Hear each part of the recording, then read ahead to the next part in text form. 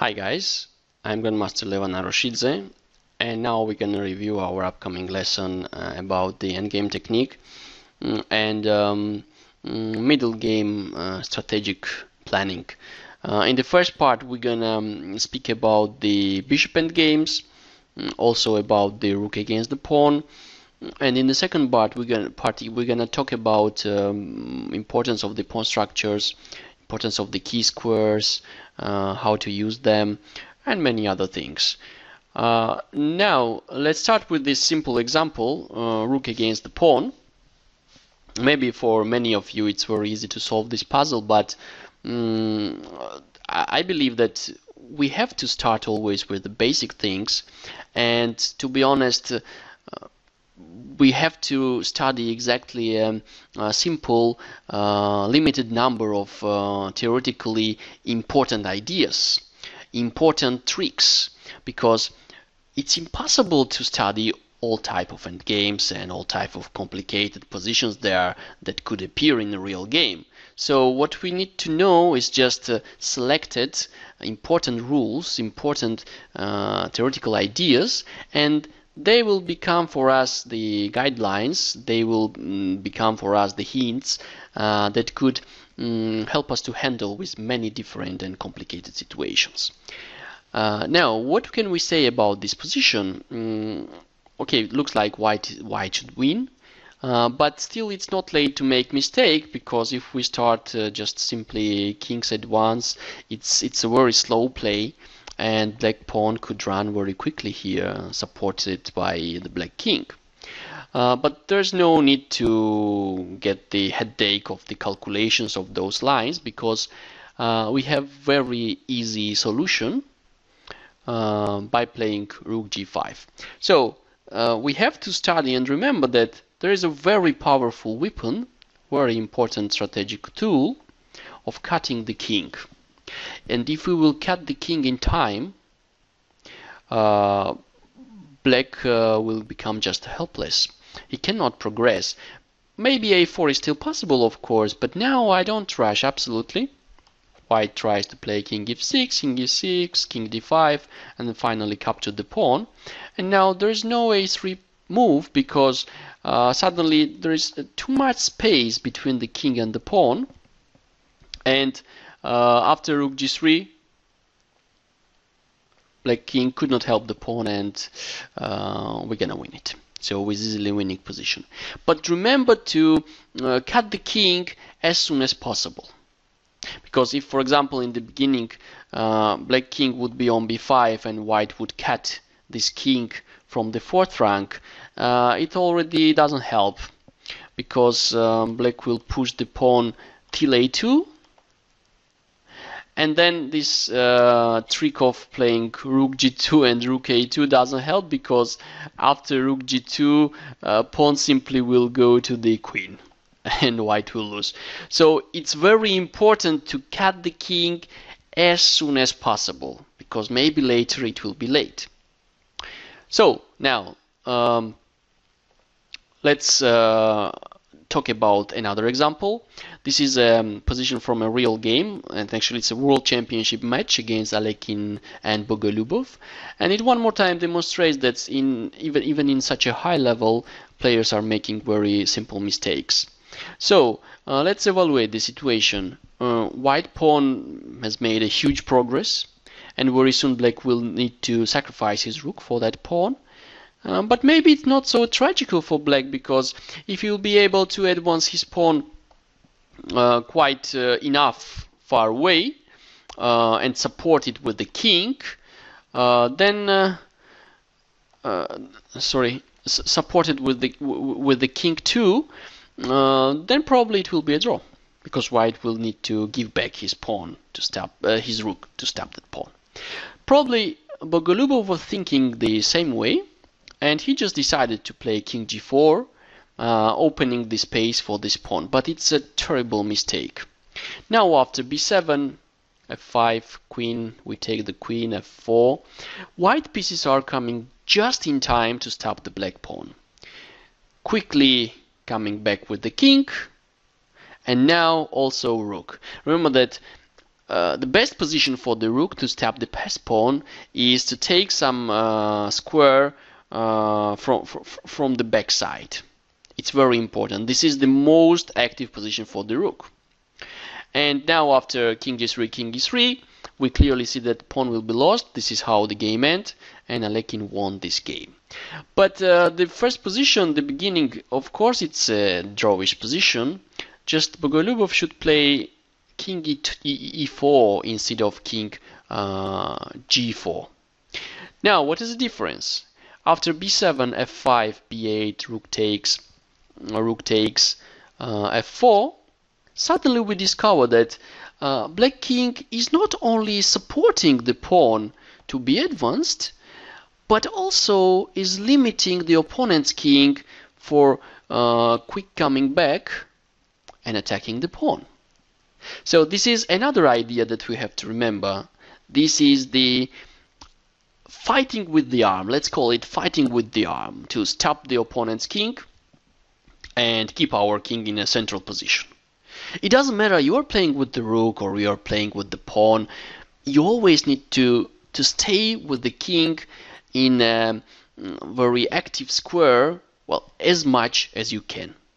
Because if the king goes to the corner, you leave the space to the opponent and you are becoming immediately passive. Now after a check, of course, we are not going to play something like king f3 and let the white king to again get access to this pawn. Of course, black plays king d4, once again demonstrating the rule we just studied. Fight with the arm, stay active with the king. And now again, access for the white king is restricted. Okay, white could continue attacking this pawn and trying to get some new squares for this king, but every time he attacks the pawn, he's wasting the time, or every time he's giving a check, he's wasting the time and help my king to go to the second rank, to the square that actually I want to place my king, because from this square I'm controlling all necessary f3, f2, f1 squares where my pawn should pass. So now after king d5, probably we'll play f3, and still there's no access. Check once again, king d3, and simply there's no way to progress anymore with white. King d2 also was good move, but I like this move very much because I'm just taking under control all those important squares for white king, and once again demonstrating the fighting with the arm. So unfortunately Bogolyubov didn't find this idea and he lost the game. Now let's switch for one more example with the same subject. Very similar position. We see that black again made a huge progress here. This is the side that just he needs one more move to get the queen, so very soon he could force white rook to be sacrificed for c2 pawn, and it looks like we're easily winning position. But it's not exactly like this, because for example after king d3, g4, rook d1, white plays the key move, not king f4, but king e4. And we already know why he plays this move. For white doesn't matter how he will get access to f5 square, from f4 f5 or from e4 f5. But by taking this square, he stops opponent's king, fighting with the arm, and he wins very important tempos to advance his pawn and achieve the draw. For example, rook g1, king f5, now g5, and well, giving the checks doesn't make sense, as we already saw in the previous example, because we are somehow progressing with our king and with the pawn. Maybe black should search for the opposition here, king d4, g6, king d5. But okay, when opponent takes the opposition, now check is a little bit unpleasant threat. So and this check would passive, of course, our king. So we just continue advancing to escape from the check. And now, if black will make the check in this situation, where we're gonna go with our king? Of course, to e7, to the most central square to keep blocking opponent's king. And on the next move, continuing advance the pawn. So it's easily drawish position. How to win with the black? To win this position, there is only one way, and we have to use the idea that we learned in the first example. Instead of playing king d3, we have to play king c3. Now after g4, so where's the difference? If rook d1, again white sacrifices here the rook, plays king e4 at the same drawish position, doesn't change the case king b2, because again I'll sacrifice, black takes, and again I'm playing king e4. It's the same position. But the key idea is that now black has rook d4. This rook c1 is not going to run somewhere. We're gonna win that rook just slightly later. But first of all, the things that we should do is to cut the white king. Now, okay, g5 is possible, but after king d2, rook takes, king takes, we see the first example when white is helpless because rook cuts the king. Okay, now let's switch the subject and let's talk about the bishop endgames a little bit. What are the most important factors for the bishop endgame? It's the matter of the bad bishop and the king activity. What is the matter of the bad bishop? Bishop is bad when his own pawns are located at the same color of the square of the squares on the squares of the same color. So we see that now bishop b8 is a very bad bishop because the pawns are fixed on the same color. So why it is bad actually? Because it is bad because this bishop doesn't have any active opportunities. All this bishop can do is to just protect his own pawns. And black pawns are placed just perfectly because they cannot be attacked by the white bishop. And what we could say about the black bishop? It's fantastic bishop.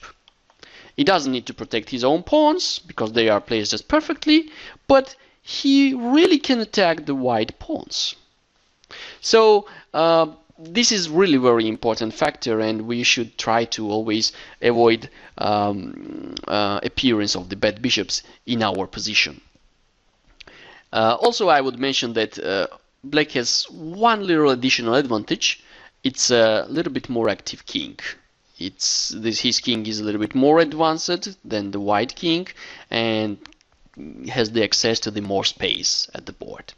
However, as all great champions and all great players were teaching us, we should not hurry and should not force this type of positions.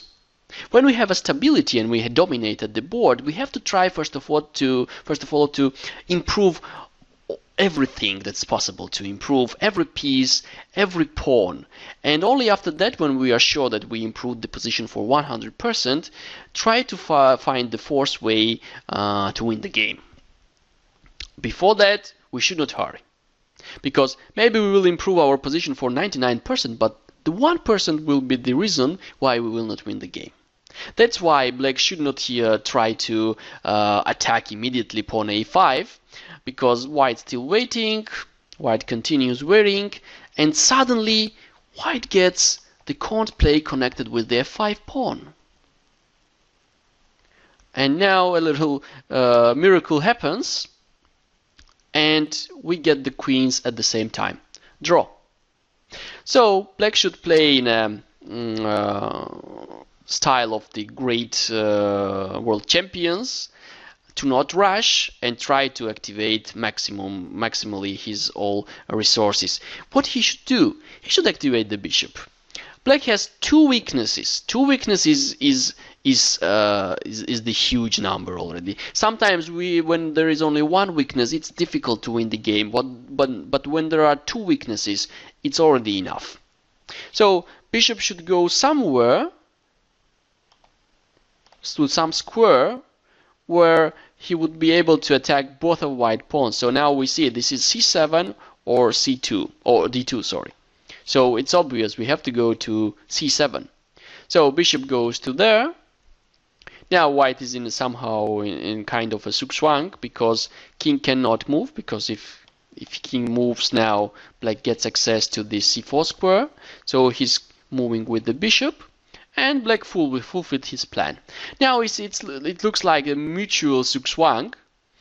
Bishops cannot move. Okay, black bishop can move, but white bishop cannot move because he will lose the pawn. And also, I don't think that white king could make a move, or he could have a good move, because going to c2, e3, or e2 doesn't matter. It gives a new square to the black king. All we need to do is to give turn of the play to the white player. So for this kind of situations, it's very important to have a waiting moves, just the time wasting waiting move. And black has this move, h6. And now white is in a zugzwang. Zugzwang when he has some moves, but all of them are bad. Now after king e3, okay, h4 doesn't make sense because h4, h5 again it's a zugzwang, and white fixed one more pawn on the black color. So now king c4, and white king is more passive now than before, and finally we're gonna get access to this pawn and win the game. Rook e1, and now black decided to play very technically. Bishop d8, bishop d2, bishop e7, bishop e1, and now he gives the check to make king even more passive, and finally plays bishop b4 to win f5 pawn. And this time can't play with this f5 pawn is not working, because our king is much more passive than before. White king is much more passive. However, I should mention that in this situation, king b5 immediately was possible, because there's no can't play connected with the king d4 because pawn is hanging. Well, it's just a little detail. Let's talk about the strategic factors also. Let's talk about the pawn construction in the middle games too. I would recommend you to pay high attention to these pawn chains that may appear in the middle game, because now black is in a real danger, in real trouble here. Why? Because of this backward pawn. Backward pawn is always a huge weakness. Backward pawn is not protected with any other pawn, and also is fixed on his square. He cannot be advanced easily, so it always becomes a target to attack.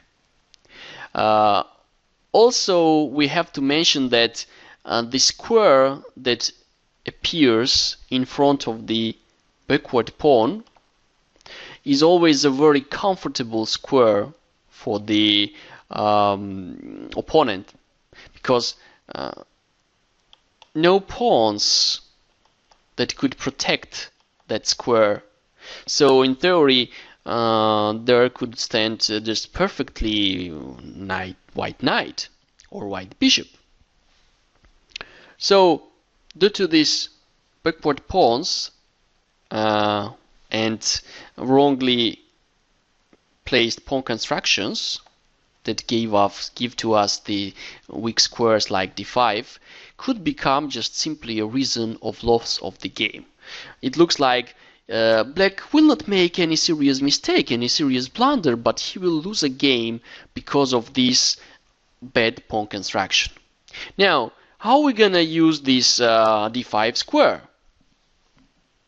For example, here it would be really a bad move, I think, if knight d5, because suddenly knight takes d5, and in case of bishop takes bishop, knight takes back, and black simply won the piece. Okay, I believe white is not losing. Probably he should play here something like pawn takes, but I don't think this simplification was very comfortable for white. First of all, black may play here bishop d7, and there is no weak pawn, weak square here. that could be used for white pieces, the perfect square, and there's no backward pawn anymore, because backward pawn is the pawn that is placed on the open file where we could pressure it. Now pawn d6 feels very comfortable. So to use the weakness of this square, we really need to take control over the square and place their pieces, or the piece that finally will not be exchanged. So solution is very simple. White takes the knight. He takes the piece, exchanges the piece which controls the weak square. Now, after bishop f6, he doesn't go knight d5. He wants to place on this square the knight. Probably this type of squares are perfectly made exactly for the knights, not for the bishops. So white plays bishop b5. He exchanged this bishop too, or it doesn't matter, maybe black will play rook c8, but anyway, white will take it. And finally, knight d5. Let's pay attention to the technique of using this type of key squares, especially in front of the backward pawn. White exchanged all the minor pieces which could protect this important square and exchange every white piece that were entering there.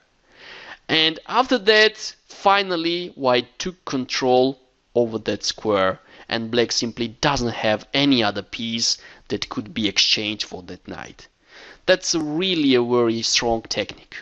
It was a very easy example. In the real games there are much more complicated examples, but the key is always the same.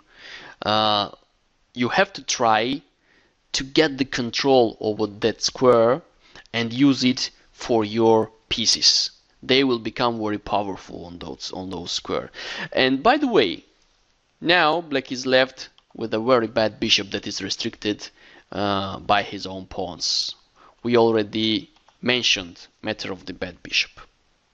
Okay, I hope the lesson is going to be interesting for you, and see you during the online session. Thanks for your attention, and thanks for the watching. Bye bye.